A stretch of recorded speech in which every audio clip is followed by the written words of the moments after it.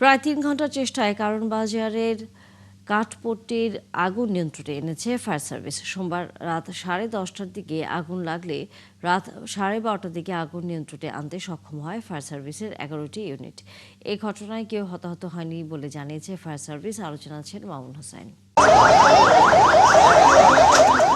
রাত তখন প্রায় 10:30টা। হঠাৎ করেই কারওয়ান বাজার এলাকায় দেখা দেয় আগুনের লেলিহান শিখা। মুহূর্তেই আতঙ্ক ছড়িয়ে পড়ে স্থানীয় জনতা ও ব্যবসায়ীদের মধ্যে।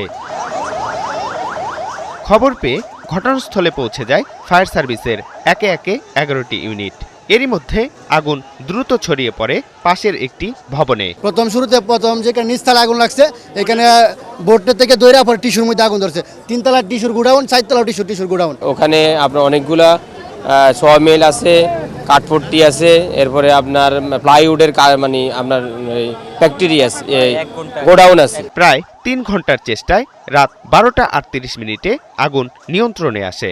আগুনে বেশ কিছু দোকান ও গুদামজাত পণ্য পুড়ে গেলেও তাৎক্ষণিক ক্ষয়ক্ষতির পরিমাণ জানাতে পারেনি নির্বাপনকারী সংস্থাটি। তবে এ ঘটনায় কেউ হতাহত হয়নি। আগুনটা নিয়ন্ত্রণে আসছে 12:38-এ।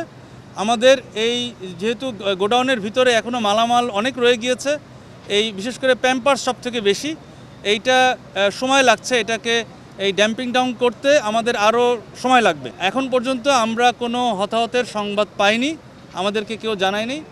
আমরা যতটুকু ভেবেছি এবং আমাদের ভিতরেও কোনো সমস্যা হয়নি, আমরা কাজ করছি। এদিকে প্রায় একই সময়ে আগুন লাগে পুরান ঢাকার একটি জুতার কারখানায়। খবর পেয়ে দ্রুত আগুন নিয়ন্ত্রণে আনে ফায়ার সার্ভিসের 3টি ইউনিট। সেখানেও কেউ দগ্ধ বা আহত হয়নি। মামুন হোসাইন, 71, ঢাকা।